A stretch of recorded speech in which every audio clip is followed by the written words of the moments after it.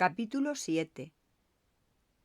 Cómo sucedió es imposible decirlo, porque se produjo paso a paso, sin que se notara, pero en el tercer mes de la enfermedad de Iván Ilich, su mujer, su hija, su hijo, sus conocidos, los médicos, los criados y, sobre todo, él mismo, se dieron cuenta de que todo el interés que tenía para los demás era si pronto dejaría su lugar. Y por fin liberaría a los vivos de las molestias causadas por su presencia, y se liberaría él mismo de sus sufrimientos. Cada vez dormía menos. Se le administró opio e inyecciones hipodérmicas de morfina, pero esto no le alivió. La depresión sorda que experimentaba en un estado de somnolencia le alivió al principio un poco, pero solo como algo nuevo. Después se convirtió en algo tan angustioso como el propio dolor o incluso más. Por orden de los médicos se le preparaban alimentos especiales, pero todos esos alimentos le resultaban cada vez más desagradables y repugnantes. Para sus excreciones también había que hacer arreglos especiales, y esto era un tormento para él cada vez, un tormento por la suciedad, la indecencia y el olor, y por saber que otra persona tenía que participar en ello. Pero justo a través de su asunto más desagradable, Iván Ilich obtuvo consuelo. Gerasim, el joven ayudante del mayordomo, venía siempre a llevar las cosas. Gerasim era un muchacho campesino, limpio y fresco, crecido con la comida de la ciudad y siempre alegre y brillante. Al principio, verle, con su limpio traje de campesino ruso, ocupado en aquella repugnante tarea, avergonzaba a Iván Ilich. Una vez que se levantó de la cómoda, demasiado débil para subirse los pantalones, se dejó caer en un mullido sillón y miró con horror sus muslos desnudos y debilitados, con los músculos tan marcados en ellos. Gerasim, con paso firme y ligero, con sus pesadas botas que desprendían un agradable olor a alquitrán y aire fresco de invierno, entró con un limpio delantal de gese, las mangas de su camisa estampada recogidas sobre sus fuertes brazos jóvenes y desnudos, y absteniéndose de mirar a su amo enfermo por consideración a sus sentimientos, y conteniendo la alegría de vivir que brillaba en su rostro, se acercó a la cómoda. «Gerasim», dijo Iván Ilich con voz débil.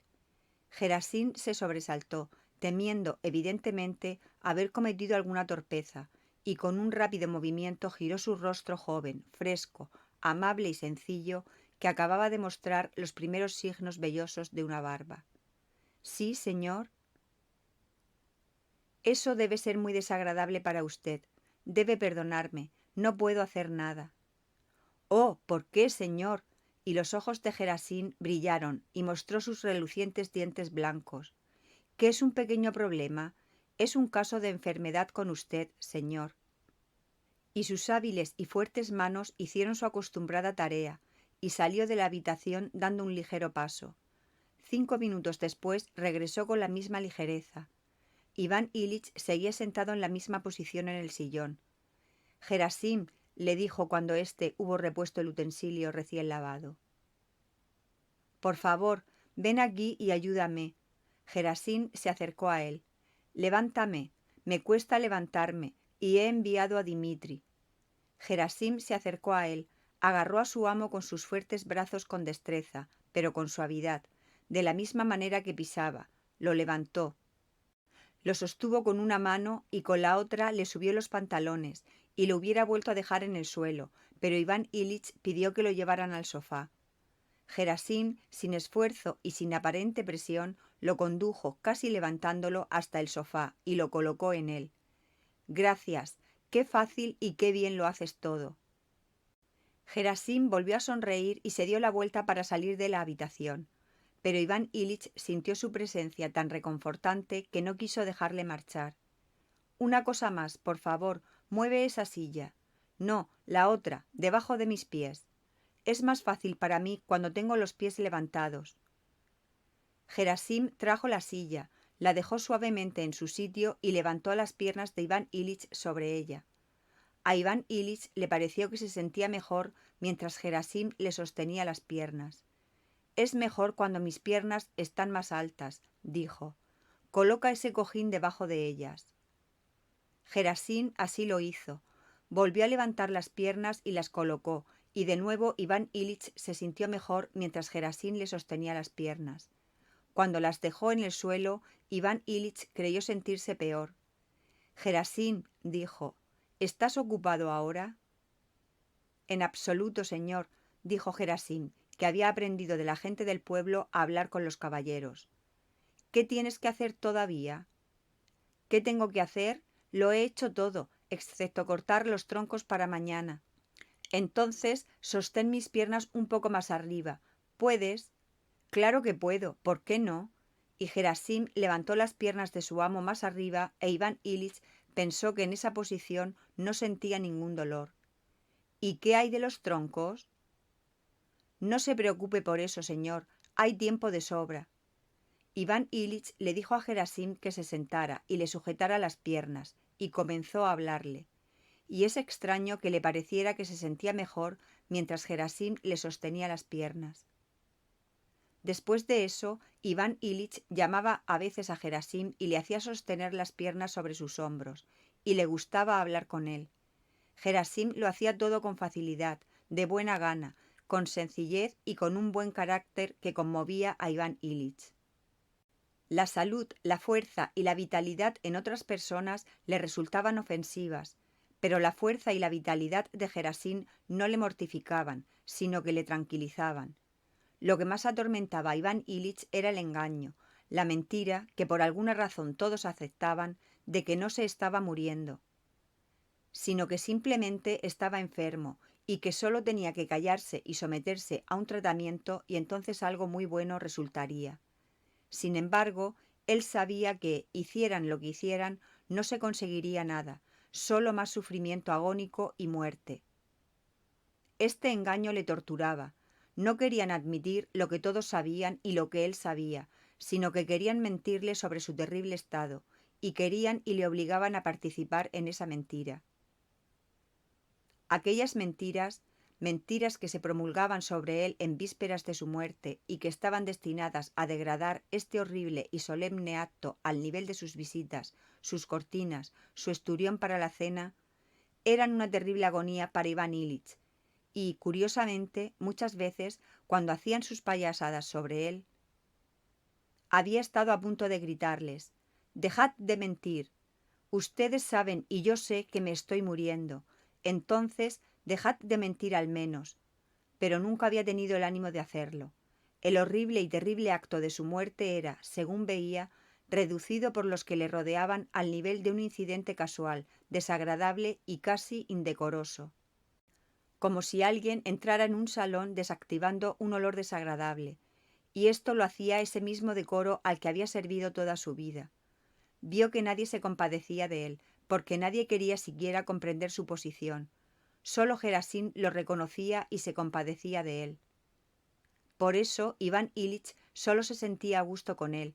Se sentía reconfortado cuando Gerasín le sostenía las piernas, a veces durante toda la noche, y se negaba a acostarse diciendo: «No te preocupes, Iván Ilich, ya dormiré lo suficiente más tarde», o cuando de repente se ponía familiar y exclamaba: «Si no estuvieras enfermo sería otra cosa, pero tal como está, ¿por qué iba a renegar de una pequeña molestia?». Solo Gerasín no mentía, todo demostraba que solo él comprendía los hechos del caso y no consideraba necesario disfrazarlos, sino que simplemente se compadecía de su demacrado y debilitado amo. Una vez, cuando Iván Ilich lo estaba despidiendo, llegó a decir directamente: «Todos vamos a morir, así que ¿por qué voy a renegar de una pequeña molestia?», expresando el hecho de que no creía que su trabajo fuera pesado, porque lo hacía por un moribundo y esperaba que alguien hiciera lo mismo por él cuando llegara su hora. Aparte de esta mentira, o a causa de ella, lo que más atormentaba a Iván Ilich era que nadie se compadecía de él como él deseaba ser compadecido. En ciertos momentos, después de un prolongado sufrimiento, lo que más deseaba, aunque le hubiera dado vergüenza confesarlo, era que alguien se compadeciera de él como se compadece a un niño enfermo. Ansiaba que lo acariciaran y lo consolaran. Sabía que era un funcionario importante, que tenía una barba que se volvía gris y que por lo tanto lo que anhelaba era imposible, pero aún así lo anhelaba, y en la actitud de Gerasim hacia él había algo parecido a lo que deseaba, por lo que esa actitud le reconfortaba. Iván Ilich quería llorar, quería que le acariciaran y le lloraran, y entonces venía su colega Sebek, y en lugar de llorar y ser acariciado, Iván Ilich asumía un aire serio, severo y profundo, y por la fuerza de la costumbre expresaba su opinión sobre una decisión del Tribunal de Casación e insistía obstinadamente en esa opinión. Esta falsedad a su alrededor y en su interior envenenó más que cualquier otra cosa sus últimos días. Capítulo 8. Era de día. Sabía que era por la mañana porque Gerasim se había ido, y Peter, el lacayo, había venido a apagar las velas, a descorrer una de las cortinas y a empezar a ordenar en silencio. No importaba si era por la mañana o por la tarde, si era viernes o domingo, todo era igual. El dolor agobiante, sin paliativos, agonizante, que no cesaba ni un instante, la conciencia de que la vida menguaba inexorablemente pero no se extinguía, la proximidad de esa muerte siempre temida y odiosa, que era la única realidad, y siempre la misma falsedad. ¿Qué eran los días, las semanas, las horas, en un caso así? ¿Quiere tomar un té, señor? Quiere que las cosas sean regulares y desea que los señores tomen té por la mañana, pensó Iván Ilich, y solo dijo, no. ¿No le gustaría pasar al sofá, señor? Quiere ordenar la habitación y yo le estorbo. Soy la suciedad y el desorden, pensó, y solo dijo, no, déjeme en paz. El hombre continuó con su ajetreo. Iván Ilich le tendió la mano. Peter se acercó, dispuesto a ayudar. ¿Qué pasa, señor? Mi reloj. Peter cogió el reloj que tenía a mano y se lo dio a su amo. Las 8:30. ¿Se han levantado? No, señor, excepto Vladimir Ivanovich, que se ha ido a la escuela. Praskovia Fedorovna me ordenó que la despertara si usted preguntaba por ella. ¿Lo hago? No, no es necesario. Quizás sea mejor que me traiga un té, pensó, y añadió en voz alta. Sí, tráeme un té. Peter se dirigió a la puerta, pero Iván Ilich temía quedarse solo. ¿Cómo puedo retenerlo aquí? Ah, sí, mi medicina. Peter, dame mi medicina. ¿Por qué no? Tal vez aún sirva de algo. Tomó una cucharada y la tragó. No, no me servirá de nada. Todos son tonterías, todos son engaños, decidió en cuanto se dio cuenta del sabor familiar, enfermizo y desesperante. No, no puedo seguir creyendo en ello. Pero el dolor, ¿por qué este dolor? Si cesara solo por un momento. Y gimió. Peter se volvió hacia él. Está bien, ve y tráeme un poco de té. Peter salió. Al quedarse solo, Iván Ilich no gemía tanto por el dolor, por terrible que fuera, como por la angustia mental. Siempre y para siempre lo mismo, siempre estos días y noches interminables. Si se diera más rápido.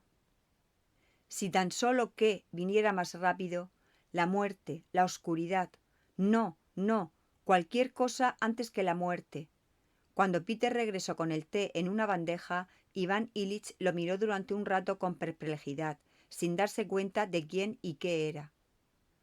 Peter se desconcertó con esa mirada y su desconcierto hizo que Iván Ilich volviera en sí. «Oh, el té. Está bien, déjalo. Solo ayúdame a lavarme y a ponerme una camisa limpia». E Iván Ilich comenzó a lavarse. Con pausas para descansar, se lavó las manos y luego la cara, se limpió los dientes, se cepilló el pelo, miró en el vaso. Le aterraba lo que veía, sobre todo la forma en que su pelo se pegaba a su frente pálida. Mientras le cambiaban la camisa, sabía que se asustaría aún más al ver su cuerpo, así que evitó mirarlo. Por fin estaba listo. Se puso una bata, se envolvió en una tela escocesa y se sentó en el sillón para tomar el té. Por un momento se sintió refrescado, pero en cuanto empezó a beber el té volvió a sentir el mismo sabor y el dolor también regresó. Lo terminó con un esfuerzo y luego se acostó estirando las piernas y despidió a Peter. Siempre lo mismo. Ahora surge una chispa de esperanza, luego un mar de desesperación y siempre dolor. Siempre desesperación y siempre lo mismo. Cuando estaba solo tenía un terrible y angustioso deseo de llamar a alguien, pero sabía de antemano que con la presencia de otros sería aún peor. Otra dosis de morfina para perder el conocimiento. Le diré al doctor que debe pensar en otra cosa. Es imposible, imposible seguir así. Pasan así una hora y otra, pero ahora suena el timbre de la puerta. Tal vez sea el doctor. Lo es. Llega fresco, cordial, regordete y alegre, con esa mirada que parece decir: ya está, tiene usted pánico por algo, pero se lo arreglaremos todo directamente. El médico sabe que esta expresión está fuera de lugar, pero se la ha puesto de una vez por todas y no puede quitársela, como un hombre que se ha puesto un abrigo por la mañana para hacer una ronda de llamadas. El médico se frota las manos enérgicamente y de forma tranquilizadora. «Brrr, qué frío hace. Hay una helada muy fuerte. Deje que me caliente», dice, como si solo fuera cuestión de esperar a que se caliente y entonces lo arreglaría todo. «¿Y ahora cómo estás?» Iván Ilich siente que el médico quiere decir: «Bueno, ¿cómo están nuestros asuntos?», pero que incluso él siente que esto no serviría y dice en su lugar: «¿Qué clase de noche has tenido?». Iván Ilich le mira como diciendo: «¿De verdad que nunca te avergüenzas de mentir?». Pero el médico no quiere entender esta pregunta e Iván Ilich dice: «Tan terrible como siempre. El dolor nunca me abandona y nunca se calma. Si tan solo algo...». «Sí, ustedes los enfermos son siempre así. Ya está, ahora creo que estoy lo suficientemente caliente». Incluso Praskovia Fedorovna, que es tan particular, no pudo encontrar ningún defecto en mi temperatura. «Bueno, ahora puedo dar los buenos días», y el médico presiona la mano de su paciente. Luego, dejando de lado su anterior jovialidad, comienza con el rostro más serio a examinar al paciente, a tomarle el pulso y la temperatura, y luego a sondear y a auscultar. Iván Ilich sabe muy bien y definitivamente que todo esto es una tontería y un puro engaño, pero cuando el médico, arrodillándose, se inclina sobre él, poniendo la oreja primero más arriba y luego más abajo, y realiza diversos movimientos gimnásticos sobre él con una expresión significativa en su rostro, Iván Ilich se somete a todo ello como solía someterse a los discursos de los abogados, aunque sabía muy bien que todos mentían y por qué lo hacían.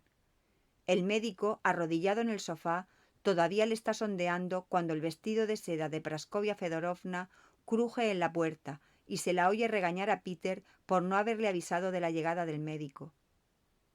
Entra, besa a su marido y enseguida procede a demostrar que lleva ya mucho tiempo levantada y que solo por un malentendido no estaba allí cuando llegó el médico. Iván Ilich la mira, la escudriña por todas partes, pone en evidencia la blancura, la gordura y la limpieza de sus manos y de su cuello, el brillo de sus cabellos y el brillo de sus ojos vivaces. La odia con toda su alma, y la emoción del odio que siente por ella le hace sufrir su contacto. Su actitud hacia él y sus enfermedades sigue siendo la misma. Al igual que el médico, había adoptado una determinada relación con su paciente que no podía abandonar.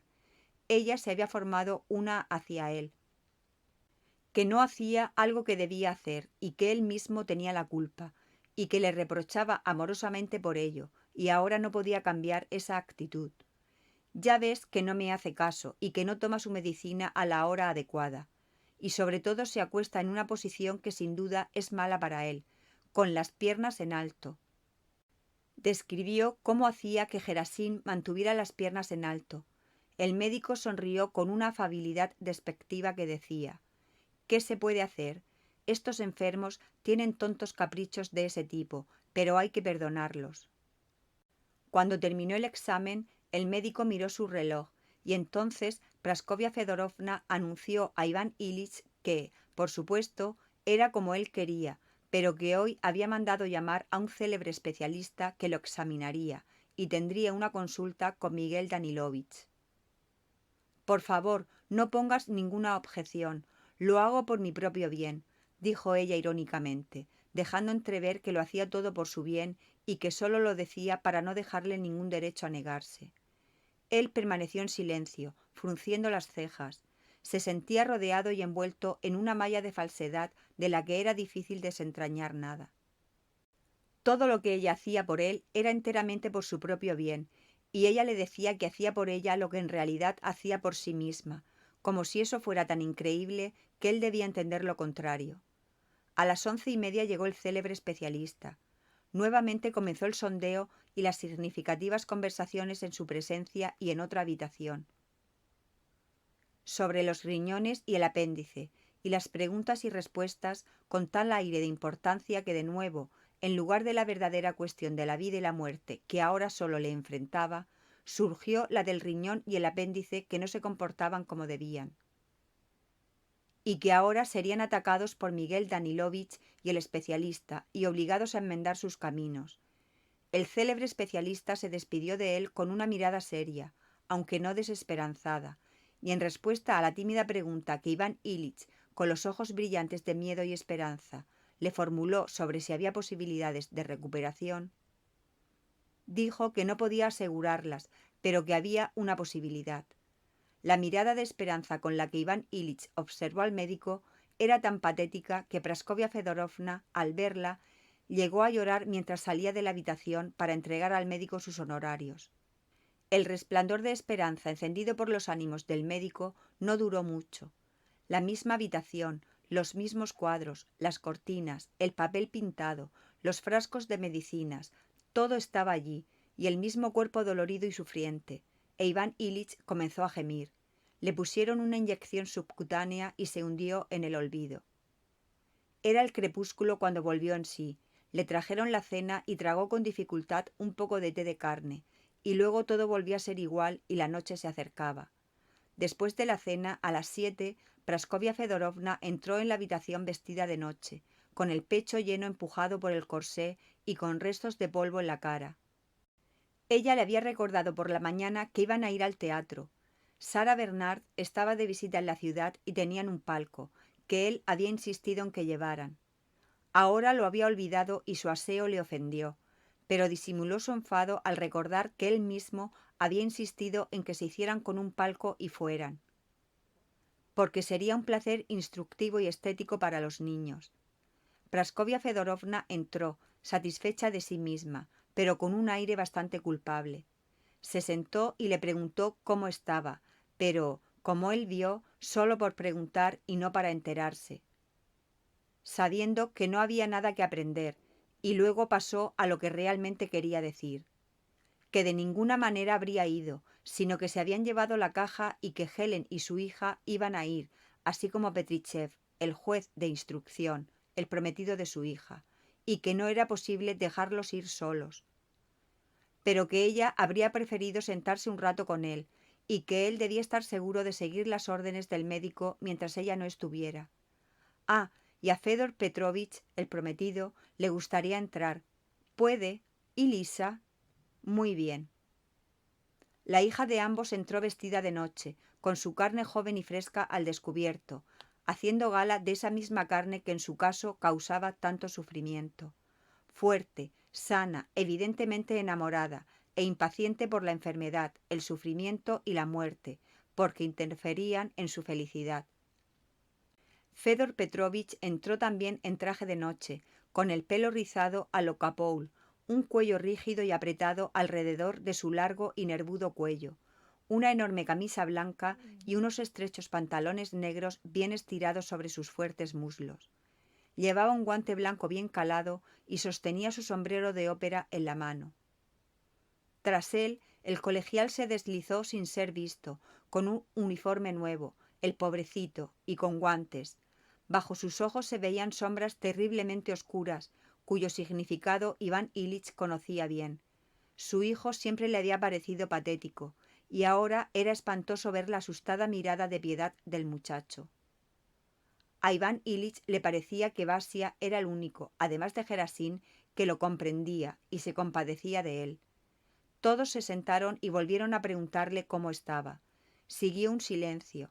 Lisa preguntó a su madre por los vasos de la ópera, y hubo un altercado entre madre e hija sobre quién los había cogido y dónde los habían puesto. Esto provocó un poco de malestar. Fedor Petrovich preguntó a Iván Ilich si había visto alguna vez a Sarah Bernard. Iván Ilich no captó al principio la pregunta, pero luego respondió: «No, ¿La has visto antes? Sí, en Adrien Lecouver. Praskovia Fedorovna mencionó algunos papeles en los que Sara Bernard era especialmente buena. Su hija no estuvo de acuerdo. Surgió una conversación sobre la elegancia y el realismo de su actuación, el tipo de conversación que siempre se repite y siempre es la misma. En medio de la conversación, Fedor Petrovich miró a Iván Ilich y se quedó callado. Los demás también le miraron y callaron. Iván Ilich miraba con ojos brillantes hacia adelante, evidentemente indignado con ellos. Había que rectificar, pero era imposible hacerlo. Había que romper el silencio, pero durante un tiempo nadie se atrevió a romperlo, y todos temieron que el engaño convencional se hiciera de repente evidente y la verdad quedara a la vista de todos. Lisa fue la primera en armarse de valor y romper ese silencio, pero al tratar de ocultar lo que todos sentían, lo traicionó. Bueno, si nos vamos es hora de empezar, dijo mirando su reloj, regalo de su padre, y con una leve y significativa sonrisa a Fedor Petrovich refiriéndose a algo que solo ellos conocían. Se levantó con un movimiento de su vestido. Todos se levantaron, se despidieron y se fueron. Cuando se fueron, a Iván Ilich le pareció que se sentía mejor. La falsedad se había ido con ellos. Pero el dolor permanecía, ese mismo dolor y ese mismo miedo que hacía que todo fuera monótonamente igual, nada más difícil y nada más fácil. Todo era peor. De nuevo los minutos se sucedían y las horas se sucedían. Todo seguía igual y no había cese. Y el inevitable final de todo se hacía cada vez más terrible. Sí, envía a Gerasim aquí, respondió a una pregunta de Peter. Capítulo 9. Su esposa regresó a altas horas de la noche. Entró de puntillas, pero él la oyó, abrió los ojos y se apresuró a cerrarlos de nuevo. Ella quiso despedir a Gerasim y sentarse ella misma con él, pero él abrió los ojos y dijo: «No, vete. ¿Te duele mucho?» «Siempre lo mismo». «Toma un poco de opio». Él aceptó y tomó un poco. Ella se fue. Hasta cerca de las 3 de la mañana estuvo en un estado de miseria estupefacta. Le parecía que él y su dolor estaban siendo introducidos en un estrecho y profundo saco negro. Pero aunque los empujaban cada vez más adentro, no podían ser empujados hasta el fondo. Y esto, suficientemente terrible en sí mismo, iba acompañado de sufrimiento. Estaba asustado, pero quería caer a través del saco. Luchaba, pero cooperaba. Y de repente se abrió paso, cayó y recobró el conocimiento. Gerasim estaba sentado a los pies de la cama, dormitando tranquila y pacientemente, mientras él mismo yacía con sus escuálidas piernas de calcetín apoyadas en los hombros de Gerasim. Allí estaba la misma vela de sombra y el mismo dolor incesante. «Vete, Gerasim», susurró. «Está bien, señor, me quedaré un rato». «No, vete». Quitó las piernas de los hombros de Gerasim, se puso de lado sobre su brazo y se compadeció de sí mismo. Solo esperó a que Gerasim se fuera de la habitación contigua y entonces no se contuvo más, sino que lloró como un niño. Lloró por su impotencia, por su terrible soledad, por la crueldad del hombre, por la crueldad de Dios y por la ausencia de Dios. «¿Por qué has hecho todo esto? ¿Por qué me has traído aquí? ¿Por qué? ¿Por qué me atormentas tan terriblemente?» No esperaba una respuesta y, sin embargo, lloraba porque no había respuesta ni podía haberla. El dolor volvió a agudizarse, pero no se movió ni llamó. Se dijo a sí mismo: «Adelante, golpéame». «¿Pero para qué? ¿Qué te he hecho? ¿Para qué?» Entonces se calló y no solo dejó de llorar, sino que incluso contuvo la respiración y se volvió todo atención. Era como si no escuchara una voz audible, sino la voz de su alma, la corriente de pensamientos que surgía en su interior. «¿Qué es lo que quieres?», fue la primera concepción clara capaz de expresarse en palabras que escuchó. «¿Qué quieres? ¿Qué quieres?», se repitió a sí mismo. «¿Qué es lo que quiero?». «Vivir y no sufrir», respondió, y de nuevo escuchó con una atención tan concentrada que ni siquiera su dolor le distrajo. «¿Vivir? ¿Cómo?», preguntó su voz interior. «Pues para vivir como antes, bien y placenteramente». «¿Como vivías antes, bien y placenteramente?», repitió la voz. Y con la imaginación comenzó a recordar los mejores momentos de su vida placentera. pero es extraño decir que ninguno de esos mejores momentos de su vida placentera le parecían ahora lo que habían parecido entonces, ninguno de ellos excepto los primeros recuerdos de la infancia.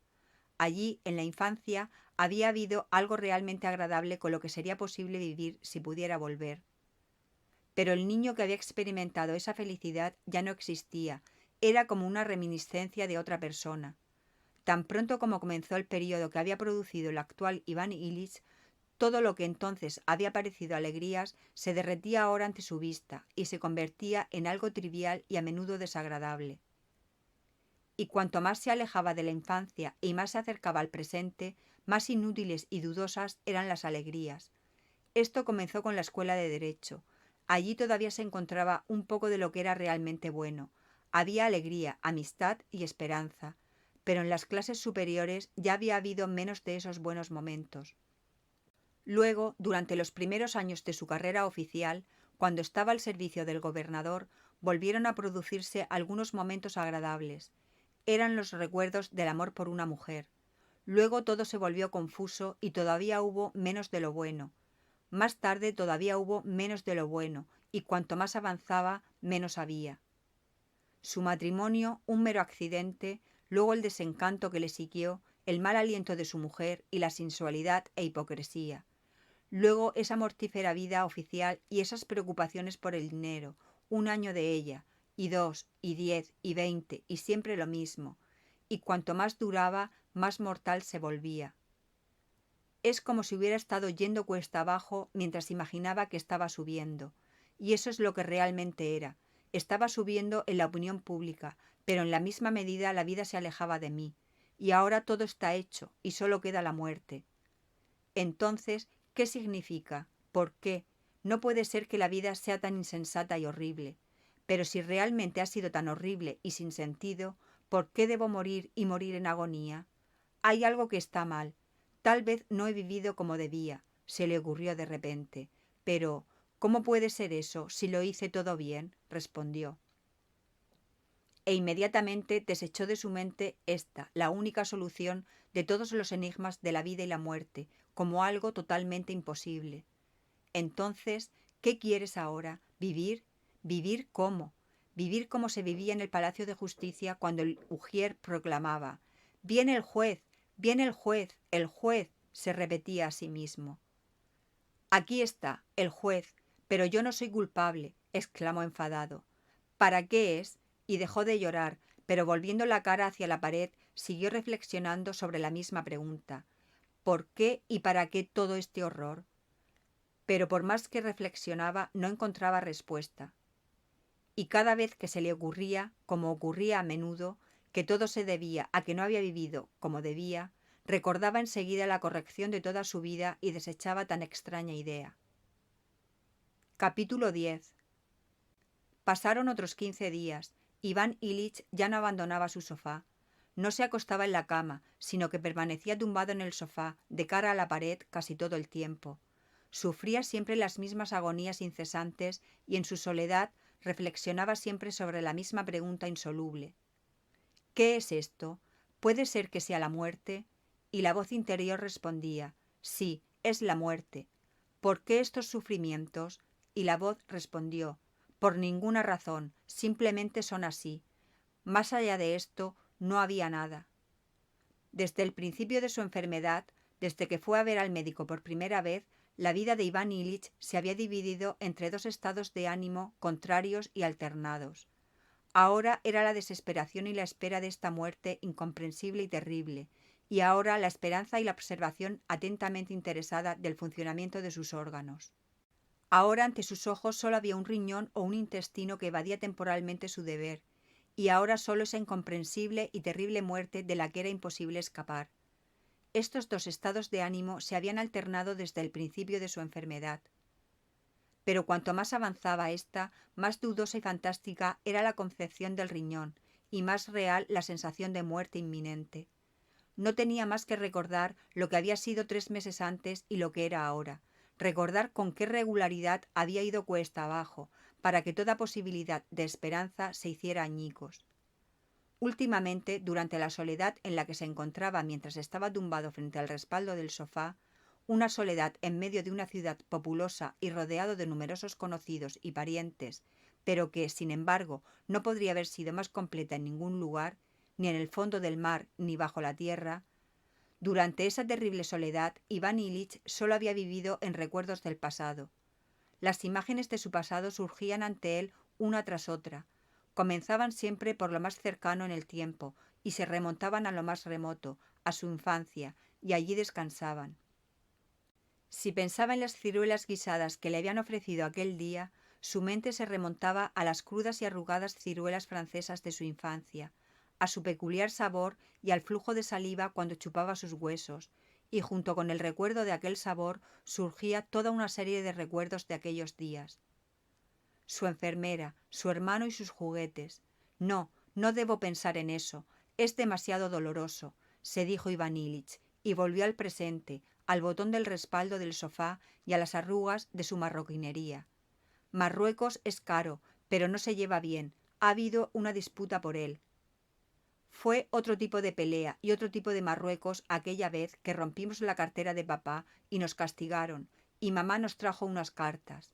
Y de nuevo sus pensamientos se detuvieron en su infancia, y de nuevo fue doloroso y trató de desterrarlos y fijar su mente en otra cosa.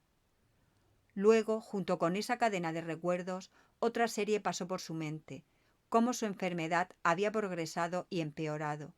También allí, cuanto más atrás miraba, más vida había habido.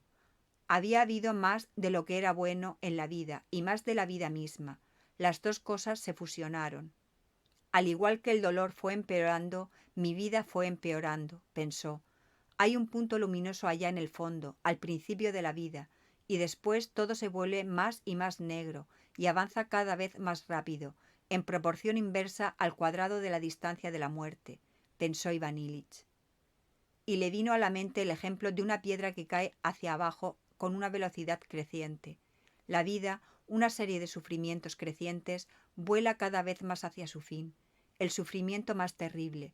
Estoy volando, se estremeció, se movió y trató de resistirse. Pero ya era consciente de que la resistencia era imposible, y de nuevo con los ojos cansados de mirar, pero incapaces de dejar de ver lo que tenían delante, se quedó mirando el respaldo del sofá y esperó, esperando esa espantosa caída y el choque y la destrucción. La resistencia es imposible, se dijo a sí mismo. Si pudiera entender para qué sirve todo esto, pero eso también es imposible. Una explicación sería posible si se pudiera decir que no he vivido como debía, pero es imposible decir eso, y recordó toda la legalidad, corrección y corrección de su vida. Eso, en todo caso, no puede admitirse ciertamente, pensó, y sus labios sonrieron irónicamente como si alguien pudiera ver esa sonrisa y dejarse engañar por ella. No hay explicación, agonía, muerte, ¿para qué? Capítulo 11. Así transcurrieron otras 2 semanas, y durante esa quincena se produjo el acontecimiento que Iván Ilich y su esposa habían deseado. Petritchev se declaró formalmente. Sucedió por la noche. Al día siguiente, Praskovia Fedorovna entró en la habitación de su marido pensando en la mejor manera de informarle. Pero esa misma noche se había producido un nuevo cambio a peor en su estado. Lo encontró todavía tumbado en el sofá, pero en una posición diferente. Estaba tumbado de espaldas, gimiendo y mirando fijamente al frente. Comenzó a recordarle sus medicinas, pero él volvió los ojos hacia ella con una mirada tal que ella no terminó lo que estaba diciendo. Tan grande era la animosidad hacia ella en particular que expresaba esa mirada. Por el amor de Dios, déjame morir en paz, dijo. Se habría ido, pero justo en ese momento entró su hija y subió a darle los buenos días. Él la miró como había hecho con su esposa, y en respuesta a su pregunta sobre su salud, dijo secamente que pronto los liberaría a todos de sí mismo. Ambas guardaron silencio, y después de sentarse un rato con él, se fueron. «Es culpa nuestra», dijo Lisa a su madre. «Es como si tuviéramos la culpa. Lo siento por papá, pero ¿por qué debemos ser torturados?» El médico llegó a su hora habitual. Iván Ilich respondió sí y no, sin apartar de él sus ojos furiosos, y al fin dijo: «Sabes que no puedes hacer nada por mí, así que déjame en paz». «Podemos aliviar tus sufrimientos». Ni siquiera podéis hacer eso. Dejadme en paz. El médico entró en el salón y le dijo a Praskovia Fedorovna que el caso era muy grave y que el único recurso que le quedaba era el opio para aliviar los sufrimientos de su marido, que debían ser terribles. Es cierto, como dijo el médico, que los sufrimientos físicos de Iván Ilich eran terribles, pero peores que los físicos eran los mentales, que eran su principal tortura. Sus sufrimientos mentales se debían a que aquella noche, mientras miraba el rostro somnoliento y bonachón de Gerasim, con sus prominentes pómulos, se le ocurrió de repente la pregunta: ¿y si toda mi vida se ha equivocado? Se le ocurrió que lo que antes le parecía perfectamente imposible, es decir, que no había pasado su vida como debía, podría ser después de todo cierto. Se le ocurrió que sus apenas perceptibles intentos de luchar contra lo que era considerado bueno por las personas más encumbradas, esos impulsos apenas perceptibles que había reprimido inmediatamente, podrían haber sido lo verdadero y todo lo demás falso. Y sus deberes profesionales y toda la disposición de su vida y de su familia y todos sus intereses sociales y oficiales podrían haber sido todos falsos. Intentó defender todas esas cosas para sí mismo y de repente sintió la debilidad de lo que estaba defendiendo. No había nada que defender. Pero si eso es así, se dijo a sí mismo, y me voy de esta vida con la conciencia de que he perdido todo lo que me fue dado y es imposible rectificarlo, entonces ¿qué? Se acostó de espaldas y comenzó a repasar su vida de una manera totalmente nueva. Por la mañana, cuando vio primero a su lacayo, luego a su esposa, después a su hija y después al médico, cada una de sus palabras y movimientos le confirmaron la terrible verdad que se le había revelado durante la noche. En ello se vio a sí mismo, todo aquello por lo que había vivido, y vio claramente que no era real en absoluto, sino un terrible y enorme engaño que había ocultado tanto la vida como la muerte. Esta conciencia intensificó 10 veces su sufrimiento físico. Gemía y se revolvía, y tiraba de sus ropas, que lo ahogaban y sofocaban, y por eso los odiaba. Le dieron una gran dosis de opio y quedó inconsciente, pero a mediodía comenzaron de nuevo sus sufrimientos. Alejaba a todo el mundo y se agitaba de un lado a otro. Su esposa se acercó a él y le dijo: «Jan, querido, haz esto por mí. No puede hacer ningún daño y a menudo ayuda. La gente sana lo hace a menudo». Él abrió mucho los ojos. «¿Qué? ¿Tomar la comunión? ¿Por qué? Es innecesario». Sin embargo, comenzó a llorar. «Sí, hazlo, querida. Mandaré llamar a nuestro sacerdote. Es un hombre muy agradable». muy bien», murmuró. Cuando el sacerdote llegó y escuchó su confesión, Iván Ilich se ablandó y pareció sentir un alivio de sus dudas y, en consecuencia, de sus sufrimientos, y por un momento llegó un rayo de esperanza. Volvió a pensar en el apéndice vermiforme y en la posibilidad de corregirlo. Recibió el sacramento con lágrimas en los ojos. Cuando lo acostaron de nuevo, sintió un momento de alivio y la esperanza de que podría vivir se despertó de nuevo en él. Comenzó a pensar en la operación que le habían sugerido. «Vivir, quiero vivir», se dijo a sí mismo. Su mujer entró para felicitarle después de la comunión y al pronunciar las palabras convencionales habituales añadió: «¿Te sientes mejor, verdad?». Sin mirarla, él respondió: «Sí». Su vestido, su figura, la expresión de su rostro, el tono de su voz, todo revelaba lo mismo. «Esto está mal, no es como debería ser. Todo lo que has vivido y sigues viviendo es la falsedad y el engaño, ocultándote la vida y la muerte». Y tan pronto como admitió ese pensamiento, volvieron a surgir su odio y su agonizante sufrimiento físico, y con ese sufrimiento la conciencia del inevitable y cercano final. Y a esto se añadió una nueva sensación de dolor punzante y una sensación de asfixia. La expresión de su rostro cuando pronunció aquel sí fue espantosa. Una vez pronunciado, la miró directamente a los ojos, giró su rostro con una rapidez extraordinaria en su estado de debilidad y gritó: «Vete, vete y déjame en paz». Capítulo 12. A partir de ese momento comenzaron los gritos que se prolongaron durante 3 días, y eran tan terribles que no se podían escuchar a través de 2 puertas cerradas sin horror. En el momento en que contestó a su mujer, se dio cuenta de que estaba perdido, de que no había retorno, de que había llegado el final, el mismísimo final, y sus dudas seguían sin resolverse, y seguían siendo dudas. ¡Oh! ¡Oh! ¡Oh! Gritó con varias entonaciones.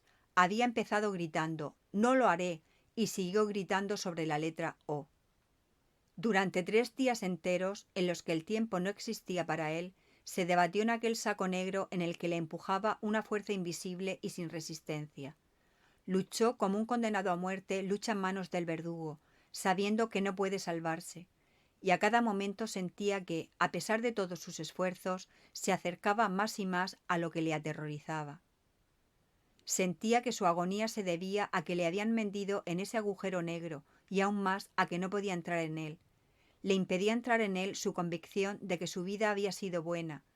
Esa misma justificación de su vida le retenía e impedía avanzar y le causaba el mayor tormento de todos. De repente, una fuerza le golpeó en el pecho y en el costado, haciéndole aún más difícil respirar, y cayó por el agujero, y allí, en el fondo, había una luz. Lo que le había sucedido era como la sensación que uno experimenta a veces en un vagón de tren, cuando cree que va hacia atrás cuando en realidad va hacia adelante, y de repente se da cuenta de la verdadera dirección. Sí, no fue lo correcto, se dijo, pero eso no importa.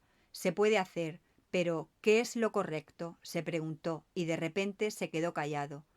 Esto ocurrió al final del 3er día, 2 horas antes de su muerte. Justo en ese momento, su hijo colegial había entrado sigilosamente y se acercó a la cabecera. El moribundo seguía gritando desesperadamente y agitando los brazos. La mano del moribundo cayó sobre la cabeza del niño, que la cogió, se la llevó a los labios y empezó a llorar. En ese mismo momento, Iván Ilich cayó a través y alcanzó a ver la luz. Y se le reveló que aunque su vida no había sido lo que debería haber sido, esto aún podía ser rectificado. Se preguntó ¿qué es lo correcto? Y se quedó quieto, escuchando. Entonces sintió que alguien le besaba la mano, abrió los ojos, miró a su hijo y se compadeció de él. Su mujer se acercó a él y la miró. Le miraba con la boca abierta, con lágrimas sin secar en la nariz y en la mejilla, y con una mirada desesperada. Él también sintió pena por ella. Sí, los estoy haciendo desgraciados, pensó. Lo sienten, pero será mejor para ellos cuando yo muera. Deseaba decir esto, pero no tenía fuerzas para pronunciarlo. Además, ¿para qué hablar? Debo actuar, pensó. Con una mirada a su mujer indicó a su hijo y dijo: «Llévatelo, lo siento por él, lo siento por ti también». Intentó añadir: «Perdóname», pero dijo: «Renuncia», y agitó la mano, sabiendo que aquel cuya comprensión importaba lo entendería. Y de repente le quedó claro que lo que le había estado oprimiendo y no le dejaba se le estaba cayendo a la vez por 2 lados, por 10 lados y por todos lados. Lo sentía por ellos, debía actuar para no herirlos, liberarlos y liberarse de estos sufrimientos. «Qué bueno y qué sencillo», pensó. «¿Y el dolor?», se preguntó. «¿Qué ha sido de él? ¿Dónde estás, dolor?». Volvió su atención hacia él. «Sí, aquí está. Bueno, ¿y qué ha sido de él? Que el dolor sea. ¿Y la muerte? ¿Dónde está?». Buscó su antiguo miedo a la muerte y no lo encontró. ¿Dónde está? ¿Qué muerte? No había miedo porque no había muerte. En lugar de la muerte había luz. «Así que es eso», exclamó de repente en voz alta. «¡Qué alegría!». Para él todo esto ocurrió en un solo instante, y el significado de ese instante no cambió. Para los presentes su agonía continuó durante otras 2 horas.